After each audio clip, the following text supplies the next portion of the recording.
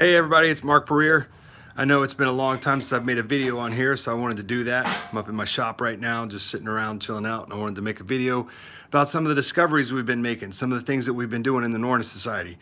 We've had huge strides. I mean, it's just been crazy. And one of the reasons why I have been on here on YouTube making videos is because I've actually been making a lot of videos for our university that we're going to be building called Kvasir Academy. We're going to be building an online academy that's going to allow people to, train in all sorts of, different fields. And I'm doing the one on ritual right now. I'm really hoping that that course, on the ritual is actually going to start a catalyst for all of the courses that we're going to do. We've got a whole bunch of people joining. We've got a whole bunch of projects taking off. There's all kinds of different things going on, man. We got some really cool stuff on like sacred space developing and cosmology. Hail, Folkveard. That's my bud right there. That's the co-director of the Norne Society right there. He's a good guy, man. He's my bud. And so we've got this thing on the sacred space coming, where we're actually looking at some of the Hindu sacred texts on that, and then seeing what information we can glean from our sources, not practicing syncretism, but actually looking at like similar ideas and similar notions. And we found a lot of information. I mean, stuff that's like really changed the game for us, where I'm going to have to kind of go back and reformulate some of the ideas that we've had in the past. One of those is looking at the 9 square grid, and really understanding where, where that takes place. We find it in the sagas, we found it in Saxo, we found it in some of the histories, we found it, then we found Indo-European connections, we found some Hindu stuff where they use a 9 square grid, and it's basically in setting up a sacred space. So we're going to be doing a lot of that. We're looking at sacred recipes in our diet circle. We're looking at the law in our law circle. We're looking at the lore stuff is just taking off. We're translating the Voluspa, and the Voluspa is it's just groundbreaking. The work that these guys are doing is groundbreaking. It's really going to change the way that people view this poem. There's just so much. There's so much going on in our Telegram circles and all our chats and all this stuff. The Norne Society is just jumping by leaps and bounds, It's just crazy. So I want to thank everybody in the society for all the hard work everybody's doing. I know this is a labor of love for everybody. These guys, they do tons of great work, and they have some really brilliant minds that are coming on that are putting all this stuff together. So it's really awesome.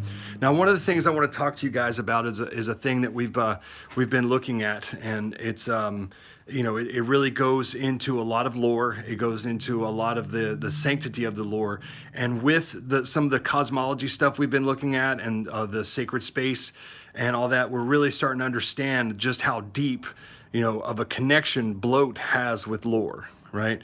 And it's really coming to light, like how sacred this is and how important this is for us. And one of the things that we've been looking at is the concept of aur, A-U-R-R, right? And aur is a word that, you kind of overlook it, and you kind of don't think that there's much to it or anything like that. There's a lot of sources that mention it, and we started looking at it really deep. Like, what does it mean? What is the etymology of it? Where does it connect to? Why is it so prevalent in so many names, right?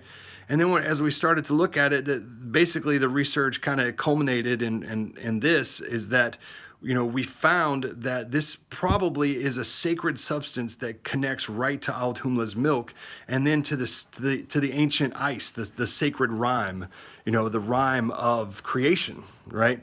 And so it starts with Rimr, right, which is the creation.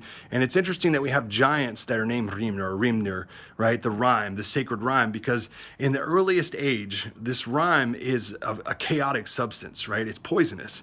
It's called Kvikudropper, and it's actually a poison. It's considered poisonous. Legend, she's basically one of the harbingers of Ragnarok. It'll help you presented about Aldhumla. But anyway, you have the sacred Rimr, right? And this Rimr is a substance that is basically fertility to wetness and stuff like that. And that milk, his arms are it's sweating out, just like, Aldhumla is basically, emanating this from her teats and her milk. He's emanating it from his body in his sweat. And it's just the same way that Buri is emanated from the ice, okay?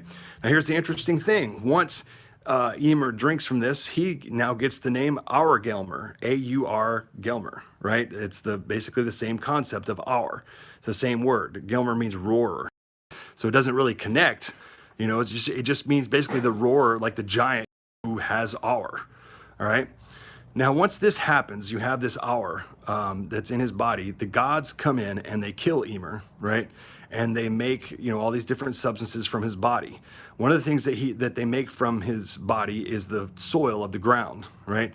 And one of the first soils that would happen would be in the underworld in Jormungandr, and that soil becomes the land, right? And that land becomes Arvang or Arvangaland, which means the land of the fields of the hour, right? Then after that, you're going to have the Vitar. Now, this Vitar it's already established that it is the land of the soil of the land. Now, it's translated as like mud or loam or gravel or sand. It's some kind of ground substance, right? Some kind of fertile soil. So what happens is this soil, this mud, this gravel or whatever you call it, right? It gets mixed with the mead or the water of Urd's well. And when it does this, okay, it's called Vitar, which means the white hour, right? And this becomes our first ceremonial action, because here the Norns actually take this Vitar, this white hour, and they pour it over the roots of Yggdrasil, and it becomes a libation, a sacred libation that turns the tree into, basically turns it into the color of the membrane of an egg. We actually believe that Snorri, when he's describing this, he's probably saying that it became like clear or see-through or invisible, and that's why people couldn't see it. That's just a theory, an idea. But anyway, after this happens, right, the tree itself becomes known as Aurglassr. Basically the resplendent one in the hour, Aurr, right? It's the same thing. So it keeps going. You have Honor, who becomes like the god of fertility and childbirth. He becomes known as Aurkonung, the king of the hour, right? Then an interesting turn happens, all right? You have Arboda. Now, Arboda is a name of Gullveig, and we know from our research and all that stuff that Gullveig is one that is reborn after the gods kill her 3 times for her crimes, and this regenerative power is connected, and it's called Ursvul, right? That's what allows her heart to exist, and Loki eats of that heart 3 times, and it doesn't get burned each time, right? And it's called Ursvul, which means primeval cold, right? It's connected back to that ice, that regenerative ice. Now here's another cool connection. You have Seyrimner, or Seyrimner is cooked by Andrimner in the pot Eldrimner. Now the translations have been kind of muddled on this. They'll say it's Sudi and all this stuff, but it's three prefixes and 3 suffixes. The suffixes are all Rimnir, and the Rimnir means rhyme, and then you have And, which means spirit, Eld, which means fire, and Seyr, which means sea, okay? Now, an interesting thing about it is that the mead of Vergelmer is actually also called Svalkalder Ser, which means the cool, cold sea. It's the sea in the north. It's Vergelmer. It's the sacred well, which also means, Vergelmer means the roaring kettle, all right? So we see this substance that is purveying right through all the stories, and all these different names are connected to it. Arkonung and Argelmer and Arboda. And Arboda, she actually, if she has this regenerative force, she's the one who's considered to be the one who offers Aur. And we see that when she was actually beneficial, when she was part of the gods, kind of like when Loki was originally, one among the gods and friends with them, she actually was going around helping Frigga to hand out her apples to give fertility. And so it becomes a fertility force, right? And that's before she betrayed the gods and all that stuff, right? But she becomes a fertility force, and she becomes the giver of Aur, which is the sacred fertile force. It's a Rimnir, which allows certain characters to regenerate and allows us to see this force within nature as a part of life, as a part of existence. And this is, typically believed to be from, Icelanders actually seeing, land just pop up out of the sea from volcanic eruptions and things like that.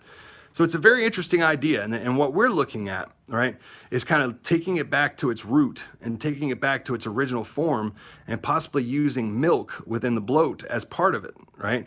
Because this is a substance that's very sacred. Obviously, it's something that's mentioned throughout the lore and throughout the stories, and it's connected to so many powerful characters in our lore. I mean, you have the Norns, and you have the gods, the creation of the gods, the first god. You have Yggdrasil itself.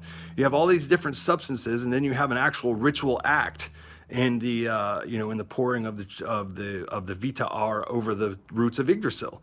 And so what we believe is that when they're looking at this libation and you're looking at the sacrifices that were performed at upon Yggdrasil, or upon in sacred groves, that this would connect to that. This would connect to that whole idea of libating to Yggdrasil, of giving life to Yggdrasil, and giving life to everything, and basically recognizing that life and the connection to all things through Yggdrasil.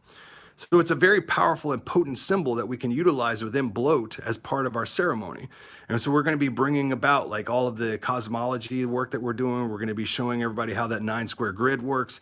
We're going to be showing everybody the placement of items using the underworld as our model, which you can see in another video we did.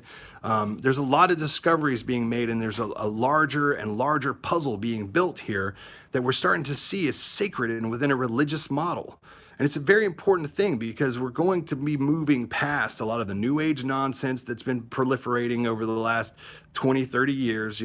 This whole idea that this isn't really a religion, the gods aren't real, there are no rules, there are no laws, there is nothing that's sacred, we can do whatever we want, and all that stuff. It's like, that's not what this is. I mean, we've been researching this. We'll find a single word and research it out for weeks, just to make sure that we've covered every single step and we haven't missed anything. So it's really exciting. It's really exciting time for the society. It's exciting time for heathenry. It's allowing us to basically pick up the ashes from from what's been taken from us and to rebuild our legacy.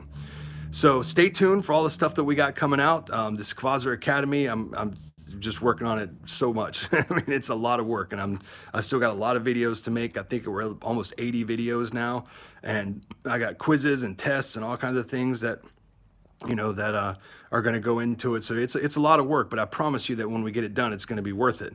And we're going to be teaching people all these ceremonial methods. And we're going to be teaching people how to put this stuff together, how to establish sacred spaces, how to use cosmology within your rituals, how to use all of it. I mean, it's becoming such a vast puzzle and such a vast reconstructive effort into all these elements of the culture that I promise you that you're going to see within your lifetime the complete rebuilding of this belief, and it's never going to be taken away from us again.